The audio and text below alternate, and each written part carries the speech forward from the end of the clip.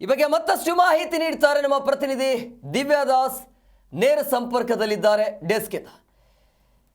ದಿವ್ಯಶ್ರೀ, ಪ್ರಮುಖವಾಗಿ ಪಾಕಿಸ್ತಾನಕ್ಕೆ ಏನೇ ಮಾಡಿದ್ರು ಕೂಡ ಅವರು ಬುದ್ಧಿಯನ್ನು ಕಲಿಯೋದಿಲ್ಲ. ಆರಂಭ ಅಂತೂ ಮಾಡಿದ್ದಾಯ್ತು, ಕಂಟಿನ್ಯೂ ಈಗ ಭಾರತ ಮಾಡಬೇಕು ಅಂದರೆ ಅವ್ರ ಕಡೆಯಿಂದ ಆರಂಭ ಆಗಿದ್ದು ಅದನ್ನು ಮುಂದುವರಿಸ್ಕೊಂಡು ಹೋಗಬೇಕಾಗಿದ್ದು ಭಾರತದ ಕರ್ತವ್ಯ ಮಾಡಲೇಬೇಕು. ಇಡೀ ರಾತ್ರಿ ಪಟಾಕಿ ಆಗಬಹುದಾ, ಪಟಾಕಿಯನ್ನು ಸಿಡಿಸಬಹುದಾ ಪಾಕಿಸ್ತಾನದಲ್ಲಿ ಭಾರತದ ಸೇನೆ? ಇನ್ನು ಜಮ್ಮು ಕಾಶ್ಮೀರದ ಪಹಲ್ಗಾಮ್ನಲ್ಲಿ ನಡೆದಿರುವಂತಹ ದಾಳಿ ಪ್ರಕರಣಕ್ಕೆ ಸಂಬಂಧಪಟ್ಟಂತೆ ಪಾಕ್ ಉಗ್ರರ ವಿರುದ್ಧವಾಗಿ ಭಾರತ ಸೇಡನ್ನು ತೀರಿಸಿಕೊಳ್ಳಬೇಕು ಅಂತ ಹೇಳಿ ಸಕಲ ಸಿದ್ಧತೆಯನ್ನು ಈಗಾಗಲೇ ಮಾಡಿಕೊಂಡಿದೆ. ಜೊತೆಗೆ ಆಪರೇಷನ್ ಸಿಂಧೂರದ ಮೂಲಕ ಪಾಕ್ ಉಗ್ರರ ನೆಲೆಯನ್ನ ಕೂಡ ಬಡಿದು ಬಗ್ಗಿಸುವಂತ ಕೆಲಸವನ್ನ ಮಾಡಿದೆ. ಹಾಗಾಗಿ ಇದಕ್ಕೆ ಪ್ರತ್ಯುತ್ತರವನ್ನ ನೀಡಬೇಕು ಅನ್ನೋದಾಗಿ ಪಾಕಿಸ್ತಾನ ಸೇನೆಯೂ ಕೂಡ ಕೆಲವೊಂದಿಷ್ಟು ಸಿದ್ಧತೆಗಳನ್ನ ಮಾಡಿಕೊಂಡಿದೆ. ಹಾಗೆ ಪಾಕಿಸ್ತಾನದಿಂದ ಜಮ್ಮು ಕಾಶ್ಮೀರದಲ್ಲಿಯೂ ಕೂಡ ಒಂದು ರೀತಿ ದಾಳಿಯನ್ನ ಮಾಡಿದೆ. ಹಾಗಾಗಿ ಈ ಒಂದು ದಾಳಿ ಮಾಡಿರುವಂತಹ ಹಿನ್ನೆಲೆಯಲ್ಲಿ ಇದರ ಸ್ಫೋಟಕ ಸದ್ದು ಬಹಳಷ್ಟು ಕೇಳಿ ಬಂದಿದೆ. 8 ಮಿಸೈಲ್ಗಳನ್ನ ಬಳಸಿ ದಾಳಿಯನ್ನ ಮಾಡಲಾಗಿದೆ. ಆದರೆ S-400 ಇದೆಲ್ಲದಕ್ಕೂ ಕೂಡ ಕಡಿವಾಣವನ್ನ ಹಾಕಿದೆ.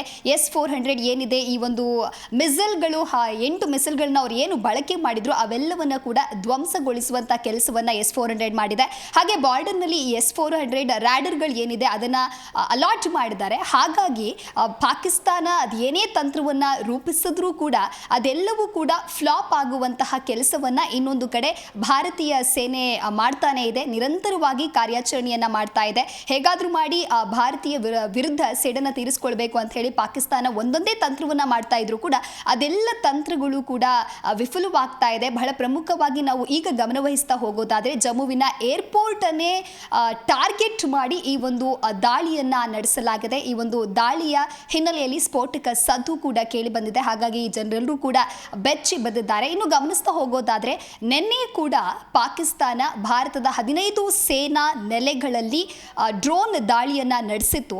ಆದರೆ S-400 ಇದಕ್ಕೂ ಕೂಡ ಪ್ರತ್ಯುತ್ತರವನ್ನ ನೀಡಿತು. ಆ ಎಲ್ಲ ಕ್ಷಿಪಣಿಗಳನ್ನ ನಾಶ ಮಾಡುವಂತಹ, ಧ್ವಂಸ ಮಾಡುವಂತಹ ಕೆಲಸವನ್ನ ಮಾಡಿತ್ತು.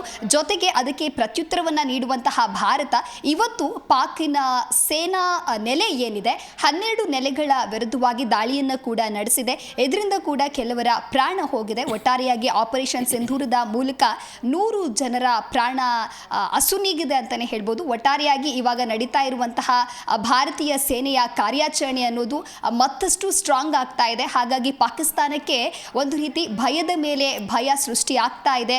ರಾತ್ರಿ ಇಡೀ ಏನೆಲ್ಲ ಆಗಬಹುದು, ಒಂದೊಂದೇ ಸದ್ದಿನ ಶಬ್ದ ಕೂಡ ಎಲ್ಲರನ್ನ ಬೆಚ್ಚಿ ಬೀಳಿಸ್ತಾ ಇದೆ. ಹಾಗಾಗಿ ನಿರಂತರ ಈ ಒಂದು ಭಾರತೀಯ ಸೇನೆಯ ಕಾರ್ಯಾಚರಣೆ ಒಂದು ಕಡೆ ಪಾಕ್ಗೂ ಕೂಡ ಭಯವನ್ನ ಹುಟ್ಟಿಸಿದೆ. ಇನ್ನೊಂದು ಕಡೆ ಪಾಕ್ ಯಾವ ರೀತಿಯಾಗಿ ಸೇಡನ್ನ ತೀರಿಸಿಕೊಳ್ಳುತ್ತೆ ಅನ್ನೋದಾಗಿ ಭಾರತವೂ ಕೂಡ ಸಕಲ ಸಿದ್ಧತೆಯನ್ನ ಮಾಡಿಕೊಂಡಿದೆ. ಇದಕ್ಕೆ ಪ್ರತ್ಯುತ್ತರವನ್ನ ನೀಡಬೇಕು ಅಂತ ಹೇಳಿ.